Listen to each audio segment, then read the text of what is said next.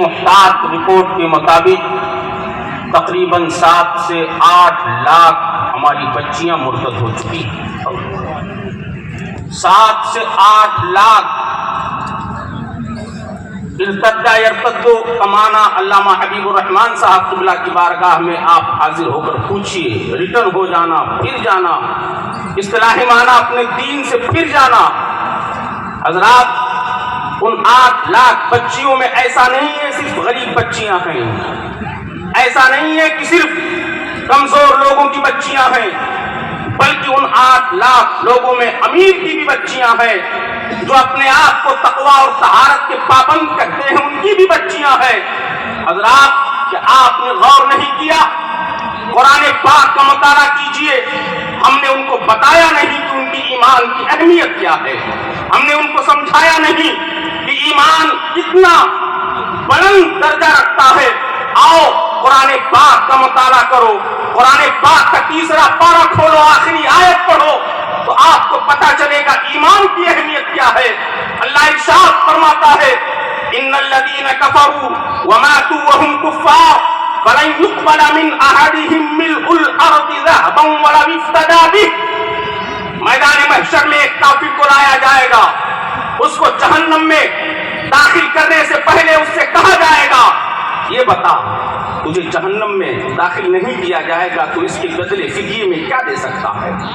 فَلَن يُقْبَلَ مِنْ أَحَدِهِمْ مِلْءُ الْأَرْضِ ذَهَبًا، وہ کہے گا پوری کائنات، پوری روئے زمین کے مقدار میں سونا دے دوں، مجھے جہنم سے بچا لو۔ پوری روئے زمین کے مقدار میں سونا، 1 تولہ نہیں، 2 تولہ نہیں، 3 تولہ نہیں، پوری روئے زمین کے مقدار میں سونا میں دے دوں، کیا میں جہنم سے بچ جاؤں گا؟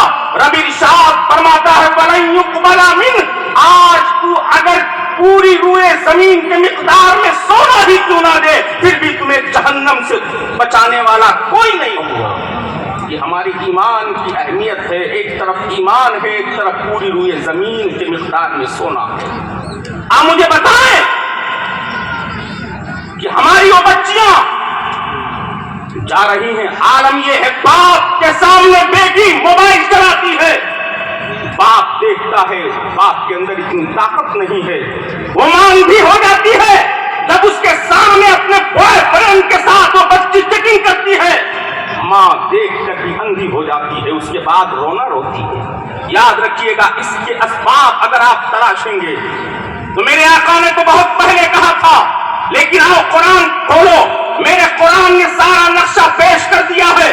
قرآن کہتا ہے وَلَا يَزَالُونَ يُقَاتِلُونَكُمْ حَتَّى يَرُدُّوكُمْ عَنْ دِينِكُمْ إِنِ اسْتَطَاعُوا، قرآن کہتا ہے کہ جتنی اسلام دشمن طاقتیں ہیں یہ سب تم سے جنگ و جدال کریں گے یہاں تک کہ تم اپنے ایمان سے پھر جاؤ، لیکن یاد رکھو ایسے بھیانک وقت میں تمہیں ایمان سے پھرنا نہیں ہے، بلکہ استقامت کا مظاہرہ کر کے اور صحابیات کی تاریخ کو دوہرا دینا ہے۔ اٹھاؤ صحابیات کی تاریخ کو پڑھو، حضرت زمیرہ کا واقعہ پڑھو اور آگے بڑھو، آسیہ کا واقعہ پڑھو اور آگے بڑھو، نشاطہ کا واقعہ پڑھو تو آپ کو پتا چلے گا ان مقدس خواتین نے اپنے ایمان کا سودا نہیں کیا، ساری تکلیفوں کو برداشت کر لیا۔ ماشاءاللہ، اس کے اسباب تلاش کرو تو سب سے بڑا سبب والدین کی تعلیم و تربیت میں کوتاہی ہے، جبکہ میرے آقا نے فرمایا تھا ما نحلا والد ولده من نحل افضل من ادب حسن۔ آپ نے اپنے بیٹی کو دے دیا، فلیٹ دے دیا، تجارت کے لیے بہت ساری پراپرٹی دے دی، اس کی کوئی اہمیت نہیں۔ میرے آقا ارشاد فرماتے ہیں والدین کی طرف سے سب سے بہترین تحفہ اگر بچوں کے لیے ہے تو صحیح تعلیم و تربیت۔ آج ہمارے بچوں کی صحیح تعلیم و تربیت نہیں ہوئی، ہم نے ان کو ایمان کی اہمیت بتایا نہیں، ہم نے اپنی بچیوں کو ایمان سمجھایا ہی نہیں، رسول اللہ کی تاریخ ان کے سامنے رکھا ہی نہیں، اس لیے آج ہماری بچیاں جا رہی ہیں، لیکن اس میں صرف والدین اور اس کے ساتھ ساتھ ہم اور آپ کے قصوروار ہیں۔ اسباب تلاش کیجیے۔ آج جب بچی بڑی ہو گئی، وہ بچی جس کی تعلیم و تربیت کے لیے میرے آقا نے فرمایا تھا من كانت له بنت فأدبها فأحسن تأديبها وعلمها فأحسن تعليمها كانت له سترا من النار. میرے آقا نے فرمایا تھا بچی ہے اس کی بہترین تعلیم و تربیت کر دی گئی، کل میدان محشر میں وہ بچی اپنے والدین کے لیے جہنم سے حجاب بن جائے گی. آج شادی کی جب بات آتی ہے تو ہمارے معاشرے میں رہنے والے بھیک منگے نہ جانے کیسی کیسی چیزوں کا مطالبہ کرتے ہیں. یاد رکھیے گا میرے آقا نے فرمایا تھا اذا خطب الیکم ممن ترضون دینہ وخلقہ فزوجوہ. جب تمہیں شادی کا کوئی پیغام بھیجے تو تم دیکھو اس کی دینداری اور اس کے اخلاق اچھے ہوں تو رشتہ منظور کر لو، اور اگر تم ایسا نہیں کرو گے وَإِلَّا تَفْعَلُوا تَكُنْ فِتْنَةٌ فِي الْأَرْضِ وَفَسَادٌ عَظِيمٌ. اگر تم ایسا نہیں کرو گے تو ایک بڑے فتنے کا مقابلہ کرنے کے لیے تم تیار رہو. اور فتنوں کی بات آئی تو میرے آقا نے تو بہت پہلے کہا تھا الَّتِي تَمُوجُ كَمَوْجِ الْبَحْرِ، سمندر کی چھاپ کی طریقے سے فتنے ہوں گے. میرے آقا نے فرمایا تھا بادروا بالاعمال فتنا كقطع الليل المظلم يصبح الرجل مؤمنا ويمسي كافرا ويمسي مؤمنا ويصبح كافرا. میرے آقا نے ارشاد فرمایا تھا اپنے ایمان اور اعمال کو اس سے پہلے مضبوط کر لو کہ تاریک راتوں میں فتنے نازل ہوں، اور جب وہ فتنے آئیں گے تو صبح میں انسان مومن ہوگا، شام ہوتے ہوتے کافر ہو جائے گا، شام میں مومن ہوگا، صبح ہوتے ہوتے کافر ہو جائے گا. میرے آقا نے فرمایا اگر تم اخلاق اور دینداری کی بنیاد پر شادیاں نہیں کرو گے تو تمہارے درمیان بہت عظیم فتنہ برپا ہو جائے گا.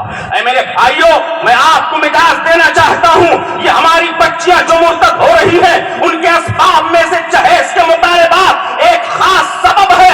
اس لیے میں آپ سب کو علامہ حبیب الرحمان صاحب قبلہ کی موجودگی میں اس سے نظامی کا ایک خاص پیغام دے رہا ہوں. جن کے پاس بچے ہوں وہ یہ عہد کر لیں کہ ہم اپنے بچوں کی شادی بغیر جہیز کے مطابق باقی کریں گے. بغیر کتنے لوگ کریں گے؟ ہاتھ اٹھائیں. کتنے لوگ کریں گے؟ ہم اپنے بچوں کی شادیوں میں جہیز کا مطالبہ نہیں کریں گے. ہماری وہ غریب بچیاں جو باپ کی غربت کی بنیاد پر ابھاگن بنی ہوئی ہے، سہاگن نہیں بن پا رہی، اور پھر وہ وہی راستہ اپناتی، وہی راستہ. آپ نے دینداری نہیں دیکھی، اچھے اخلاق نہیں دیکھا، آپ نے پیسہ دیکھا، آپ نے پراپرٹی دیکھی. لیکن یاد رکھو اگر بچہ بالغ ہو گیا، اللہ کے حبیب فرماتے ہیں من ولد له ولد فليحسن اسمه وأدبه فإذا بلغ فليتجوز فإن بلغ ولم يتجوز فأصاب اسما فإنما اسمه على أبيه.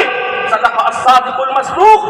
میرے آقا نے فرمایا کہ جب بچہ پیدا ہو تو باپ کی ذمہ داری یہ ہے کہ وہ اس کا بہترین نام رکھے. لیکن آج مولانا لوگوں کے پاس جب آتے ہیں تو وہ اچھا نام دیتے، کہتے ہیں یہ تو بہت پرانا ہو گیا. نام کی برکت آپ علامہ حبیب الرحمان صاحب قبلہ سے پوچھیں گے کبھی جب آپ کو موقع ملے. بہترین نام، اس کے بعد بہترین تربیت، اس کے بعد تیسرے نمبر پر فائدہ بڑھا. جب وہ بالغ ہو جائے تو تم ان کی شادی کر دو. آج لڑکا 20 سال کا نہیں بلکہ 30 سال کے بچے اور بچیاں ہو جاتی ہیں، اور آئی فائی رشتہ تلاش کرنے کے لیے لوگ اپنے بچوں اور بچیوں کو بٹھائے رہتے ہیں. میں آپ کو لمحہ فکریہ دینا چاہتا ہوں، اگر آپ غربت کی بنیاد پر شادیاں نہیں کر رہے ہو تو شادی کرو. قرآن فرماتا ہے یکونوا فقراء یغنیہم اللہ من فضلہ. اگر تم فقیر ہوگے تو اللہ تمہیں اپنے فضل سے غنی کر دے گا. اور اللہ کے حبیب فرماتے من تجوز ثقة باللہ واحتسابا کان حقا علی اللہ ان یغنیہ وان یبارک فیہ.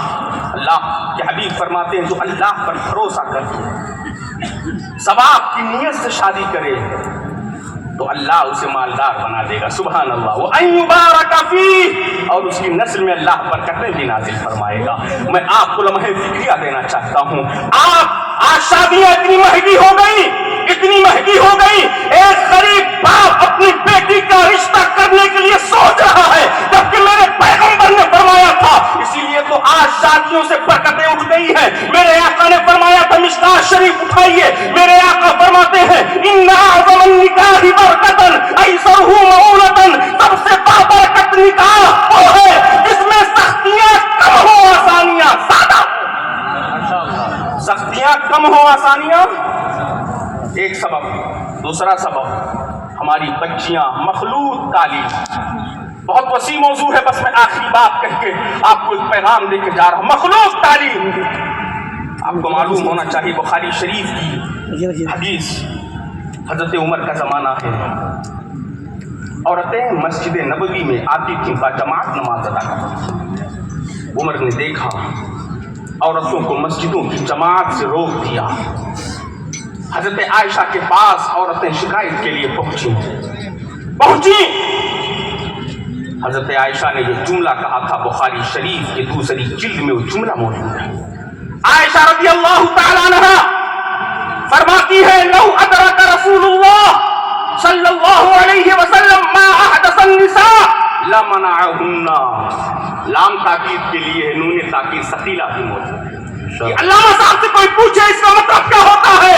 اے عورتوں تم یہ شکایت لے کے آئی ہو، عمر نے تمہیں روک دیا. سنو جن چیزوں کی بنیاد پر عمر نے تمہیں روکا ہے، اگر محمد الرسول اللہ ہوتے تو وہ بھی تمہیں ضرور روک دیتے. جب نماز جیسی اہم عبادت کے لیے عورتوں کو روک دیا گیا تاکہ مرد و زن کا اختلاط نہ ہو. ایک اور حدیث ابو داؤد شریف کتاب الادب کی حدیث ہے. اس حدیث کے راوی حضرت حمزہ ہے. وہ روایت کرتے ہیں میرے آقا مسجد نبوی سے نکلے فاختلط الرجال مع النساء. مرد حضرات عورتوں سے مل گئے. فقال رسول اللہ صلی اللہ علیہ وسلم للنساء استأخرنا فإنه ليس لكن أن تحققن الطريق. اللہ کے حبیب نے ارشاد فرمایا اے عورتوں تم استأخرنا، رک جاؤ، تمہارے لیے بیچ راستے پر چلنا جائز نہیں ہے. لیکن علیکم بالحافہ الطریق، مرد اور عورت ندی کے دو پارٹ ہیں، تم اس کنارے سے چلو گی، عورت مرد اس کنارے سے چلے گی. حضرات کی سرکار کا زمانہ ہے، میرے سرکار مرد اور عورت کو الگ الگ کر رہے ہیں اور یہ مجاز دے رہے ہیں. ایک زمانہ آئے گا جہاں بھی مرد و عورت کا اختلاط ہوگا وہاں فتنہ ضرور ہوگا. آج وہی زمانہ ہے. ایک نوجوان بچہ ہے، ساتھ میں ایک نوجوان بچی ہے. والدین سمجھ رہے ہیں ہمارے بچے تو پڑھنے کے لیے گئے ہیں، لیکن کالجوں میں کابل کھلایا جاتا ہے. اس کی باتیں آپ اخبارات کے ذریعے خوب پڑھتے ہیں. بالکل. اس لیے آپ اگر اپنی بچیوں کو تعلیم دینا چاہتے ہیں تو اپنی بچیوں کو مخلوق تعلیم سے روکیں. اس کے لیے میں ارباب حل و عقد کی بارگاہ میں بڑے ہی جسارت کے ساتھ اور ادب کے ساتھ گزارش کروں گا، ہمارے بچیوں کے لیے ایک الگ کالجز ہونا چاہیے، مسلمانوں کے کالجز ہونا چاہیے. باتیں بہت ہیں لیکن میں آپ کو آخری بات کہہ کے میں رخصت ہو جانا چاہتا ہوں. میرے بھائی 8 لاکھ وہ بچی گئی. قرآن کہتا ہے جو گئی فَأُولَٰئِكَ أَصْحَابُ النَّارِ هُمْ فِيهَا خَالِدُونَ. یہ تو چاہتے ہیں قرآن پڑھیے وَدُّوا لَوْ تَكْفُرُونَ كَمَا كَفَرُوا فَتَكُونُونَ سَوَاءً. یہ جتنے کافر ہیں سب تمہیں کفر میں مبتلا کرنا چاہتے ہیں تاکہ تم جنت کی دہلیز سے نکل کر جہنم تک پہنچ جاؤ. قرآن کہتا ہے وَدَّ كَثِيرٌ مِّنْ أَهْلِ الْكِتَابِ لَوْ يَرُدُّونَكُم مِّن بَعْدِ إِيمَانِكُمْ كُفَّارًا حَسَدًا مِّنْ عِندِ أَنفُسِهِمْ.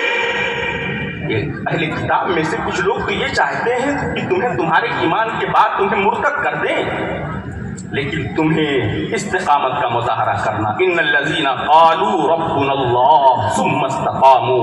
اب اگر ایسے ماحول میں جب تمہارے ایمان پر ڈاکہ زنی کی جا رہی ہو، جب تمہیں ستایا جا رہا ہو، جب تمہیں پریشان کیا جا رہا ہو، ایسے عالم میں اگر آپ اپنے بچیوں کو تعلیم دیں گے کچھ بھی ہو جائے، لاکھ مصیبتیں ہوں، لاکھ پریشانیاں ہوں، لاکھ مصیبتوں کے پہاڑ توڑے جائیں، ایسے وقت میں ایمان پر استقامت اختیار کرنا تو اللہ خود فرماتا ہے جو ایسا کرے گا تتنزل علیہم الملائکہ، اس پر رحمت و انوار کے فرشتوں کا نزول ہوگا.